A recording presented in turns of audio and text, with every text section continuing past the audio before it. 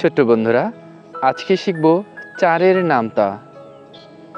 ৪ একে ৪, ৪ দ্বিগুণে ৮, ৩ ৪-এ ১২, ৪ ৪-এ ১৬, ৪ ৫-এ ২০, ৪ ৬-এ ২৪, ৪ ৭-এ ২৮, ৪ ৮-এ ৩২, ৪ ৯-এ ৩৬, ৪ ১০-এ ৪০।